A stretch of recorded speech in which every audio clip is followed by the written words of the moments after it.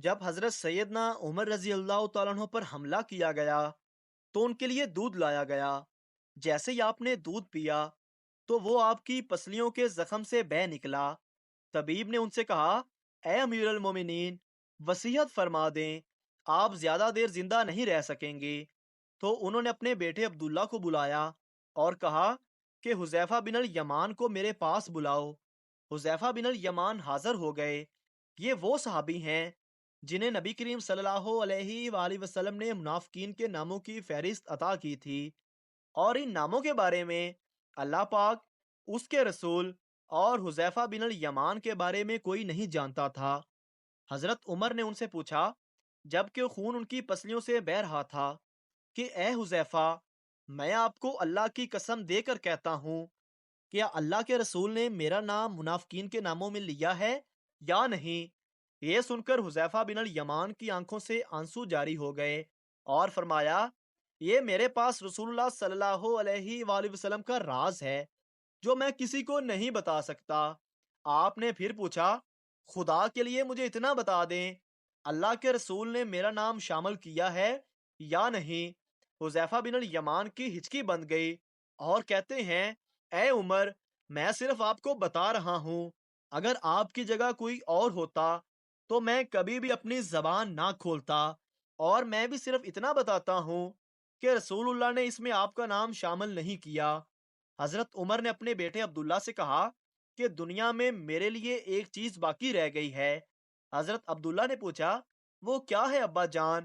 حضرت عمر نے فرمایا، بیٹا، میں جوار رسول میں دفن ہونا چاہتا ہوں، لہذا ام المومنین حضرت عائشہ کے پاس جاؤ اور ان سے یہ مت کہنا کہ امیر المومنین، بلکہ عمر کہنا۔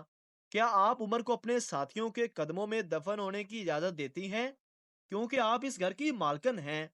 تو ام المومنین نے جواب دیا، یہ جگہ تو میں نے اپنے لیے تیار کر رکھی تھی، لیکن آج میں اسے عمر کے لیے ترک کرتی ہوں۔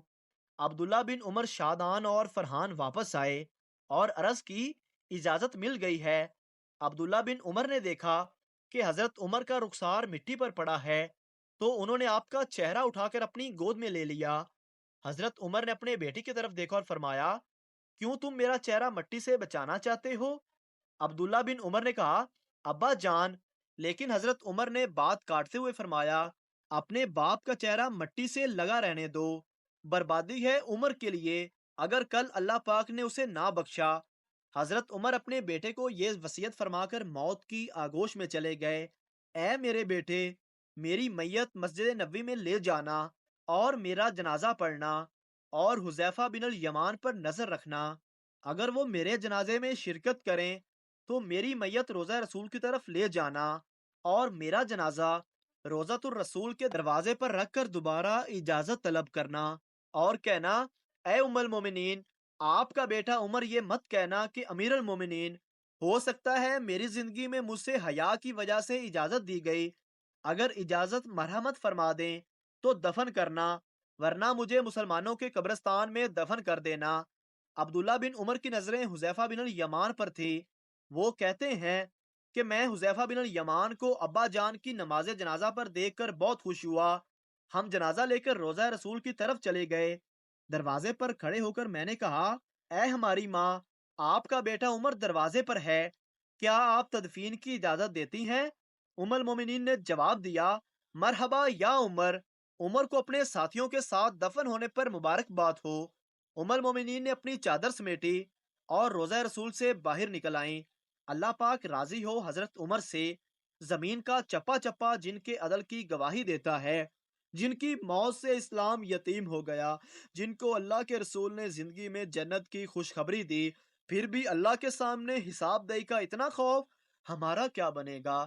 اللہ پاک سے دعا ہے، اللہ پاک ہمیں حضرت عمر رضی اللہ تعالیٰ عنہ کی سنت پر عمل کرنے کی توفیق عطا فرمائے اور ہمارا خاتمہ ایمان پر فرمائے، آمین، بجاہ النبیین صلی اللہ تعالی علیہ وآلہ وسلم۔